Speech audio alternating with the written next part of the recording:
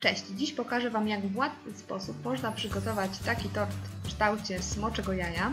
Najpierw musimy mieć upieczony biszkopt w tortownicy, który następnie obrysowujemy i odkrawamy w kształcie właśnie takiego jajka.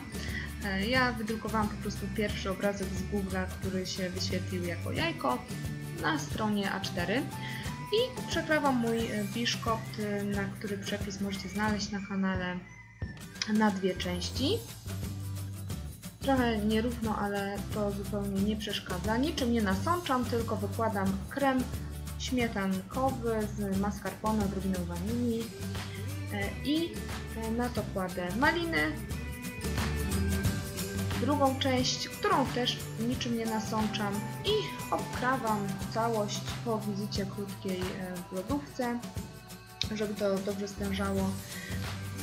I następnie masą taką maślaną, która jest najlepsza do zdobienia, ozdabiam tort. Mam taką wymienną tutaj, taką wkładkę do wymiennej końcówki i tylkę numer 61 z Liptona w kształcie takim zaokrąglonym, w kształcie płatka.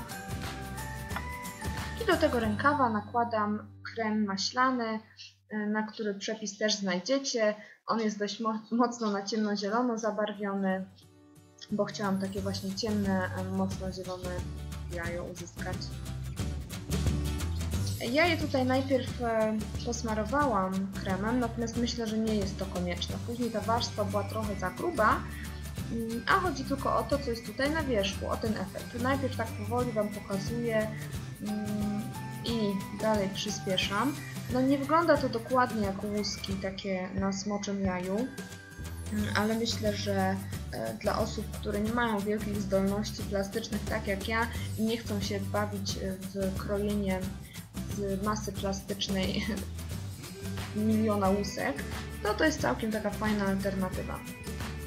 Ten krem oczywiście jest bardzo maślany w smaku i myślę, że bitą śmietaną można by go zastąpić, natomiast on bardzo fajnie tężeje i się trzyma, nawet w temperaturze pokojowej później, także to jest jego zaleta.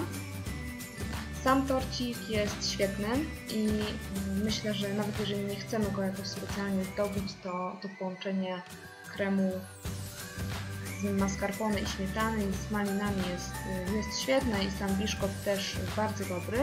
No a jeżeli chcemy komuś zaimponować, ktoś lubi na przykład grę o tron albo jakieś w ogóle inne klimaty fantastyczne, no to możemy mu przygotować taki torcik. Jeżeli Wam się podobało, to koniecznie dajcie znać. Zapraszam na Facebooka, na Instagrama i do zobaczenia i do usłyszenia wkrótce.